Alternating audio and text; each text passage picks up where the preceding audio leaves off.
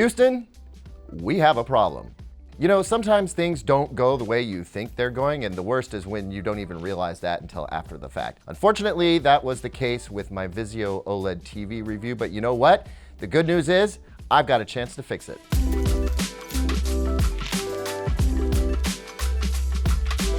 Welcome back, everyone. I'm Caleb Dennison, and today I'm going to pit the Vizio H1 OLED against the LG C10 OLED. Should be pretty amazing, and definitely stick around till the end of this video because I've got some interesting news around HDMI 2.1 ports and gaming that I think you're going to want to hear.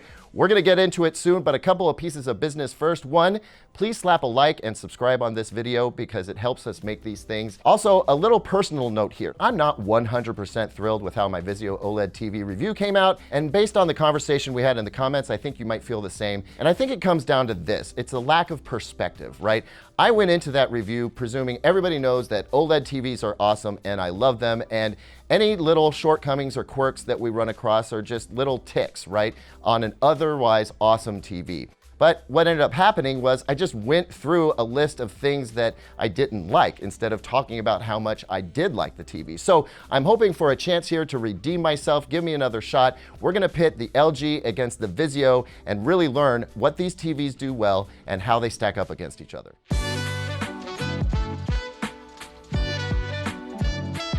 So let's start with design. Both are attractive TVs, both very thin because OLED, and they're gonna look great mounted on your wall. If you go with the stand, we have a very different approach to stand with these two TVs. The LG is lower slung, it's got a wider stand, and that scoop is actually functional in that it projects audio out at the listener. With the Vizio, you've got a more centralized stand. It definitely sits a little bit higher above your media cabinet. That stand is a little bit tricky to put together, but once it's in place, it's relatively stable. Also, that stand is designed to work especially with Vizio's Elevate soundbar in a very interesting way, in that the soundbar sits right on top of the stand. So if you're looking at that kind of a package deal, it really does work well. Now let's talk about the user experience for a second. With the LG, you're going to get the Magic Motion remote. Got a lot of buttons on it, including a voice button. So you're going to be able to do voice searches directly with that remote control. It operates WebOS, which is a fine smart TV system. Gets most of the most recent apps with a few notable exceptions. Overall, it's a fine experience. They have a little bit different of a home dashboard where you can access your smart home devices. It's really meant to be kind of like a smart home hub as well as being a smart TV. The Vizio is a bit simpler in terms of its remote. There's fewer buttons and there's no voice key there. So if you want to control the TV with your voice, you'll need to bring in a smart speaker. The Vizio also has Chromecast support, which is handy. Both TVs support Apple HomeKit and AirPlay 2.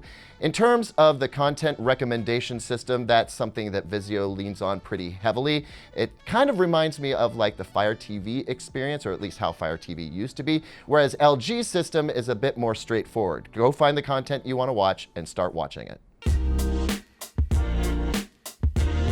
Now let's talk about sound quality for a minute. And really, with an OLED TV, I feel like you should just get a sound bar. So the sound quality is as good as the picture quality, but not everybody's going to do that. So how does the LG sound? It sounds very good. It's got a good, robust amount of bass for a TV, and it's got good clarity as well. You're not going to have any trouble hearing the dialogue out of this television. We actually listened to some music clips, and it sounds pretty stinking good.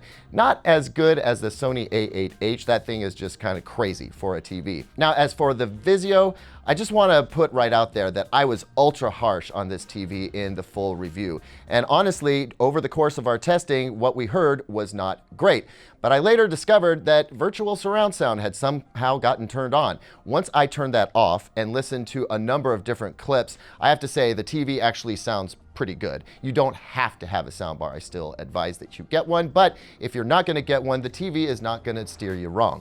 It doesn't have quite as much bass as the LG does. It doesn't have quite as much presence as the LG does, but it's perfectly serviceable and way, way better than most built-in TV speakers.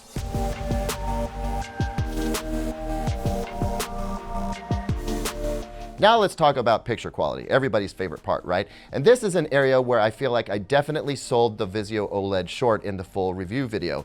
Actually, we had some technical problems. We did a lot of hot swapping with the HDMI cables and test pattern generators and what have you, and I think we ran into some handshake issues because what we got from test patterns in previous evaluations are definitely different than what we're getting right now today. So I can say that the black crush problem that I talked about earlier definitely not present in the way that it is now. I do still feel like the Vizio tends to be a little bit darker in darker scenes.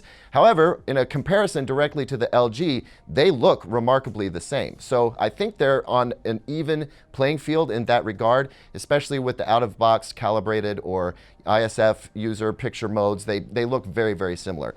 Out-of-box color, also very similar. I would say that the Vizio seems to have a little bit of a greenish tinge in flesh tones. It's very slight, and honestly, I'm not sure that you would notice it unless you were putting the two TVs side by side. Overall, on the color though, I would say both TVs are extremely accurate right out of the box. Both measure extremely well. The LG tends to look a little bit more saturated than the Vizio, though again, without a side-by-side comparison, you'd never know it. I do think, however, that the Vizio tends to push specular highlights a little bit more. You can change the settings of the TV, but I find that overall brightness levels, even as those come down, the specular highlights get juiced up a little bit, and it's actually an effect I like quite a bit. So in terms of black levels, overall contrast, peak brightness for HDR, color accuracy, and color saturation, it is an extremely tight race between these TVs. Where the LG starts to get the upper hand is in a few picture processing related elements.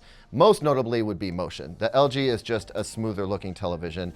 With the Vizio, I'm seeing a little bit of stutter and judder when I have motion smoothing and de-judder turned off, which I do because I'm not a huge fan of the soap opera effect that I get when I turn it on, even just a little bit. So LG, better on the motion. The other area I think the LG excels in is upscaling. Lower resolution content, lower bit rate, lower bit depth content. The LG is just a cleaner looking TV overall.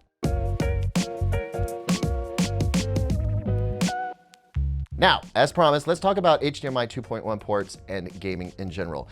Need to set the record straight here. The Vizio TV has 4 HDMI 2.1 ports. Now, it gets a little bit confusing because Vizio only labeled HDMI ports 2 and 3 as supporting 4K and 120 Hertz. It did not apply that label to HDMI ports 1 and 4, but I had a lengthy conversation with Vizio, which has assured me that all 4 ports are HDMI 2.1. However, we know that there is a bug right now where if you plug a PlayStation 5 into one of those 2 ports, you might get an image, but it won't be an HDR, and that's if you get an image at all. In a lot of cases, you might just get a black screen or a frozen screen of some sort. This is a known bug, and Vizio assures me the fix is just about ready. Like, it should be coming out within a matter of days. They couldn't pin down the exact date for me at the time we recorded this video, but it should be coming out very soon. And in fact, if you haven't bought a Vizio OLED yet, then by the time you do buy it, this should be solved. Now, that doesn't mean that it's going to be a 100% seamless experience, that you're going to get all of the features, no problem, from either game console or even a PC outfitted with the latest graphics cards. There are bugs to work out, and this is a process that's going to take a little bit of time. But if I compare the Vizio to the LG in terms of HDMI ports and total gaming prowess, the only real advantage that the LG seems to have is that it supports G-Sync, whereas the Vizio does not. In all other regards, the support appears to be the same. I want to throw this perspective out there as well. LG is in its 7th generation of OLED TV. They've been at this for a while, so I'm not surprised that they're getting a few things a little bit better than the Vizio. But props goes to Vizio for coming out with its 1st gen OLED and having it look this good. So, who's the winner between the LG C10 OLED and the Vizio H1 OLED? You are the winner. You, the consumer, win, because if you're a video enthusiast and you want the best, you can go straight to the LG C10 OLED. If you want to save a little bit of money but still get into OLED, the Vizio OLED is there for you. Plus, you could also buy the Vizio OLED and add a soundbar, up the experience, and be paying roughly the same amount as you would for the LG C10. At the end of the day, it was a very tight race. It's a very close call. I think, again, if you want to save a few bucks, the Vizio performs very admirably, but if you can cough up a little extra change, the LG C10 OLED is slightly superior. Thanks as always for watching, everyone. What do you think about where I landed with this OLED battle? Leave me a comment down below, like, subscribe, hit that notification bell, and here's 2 other videos that I think you'll like.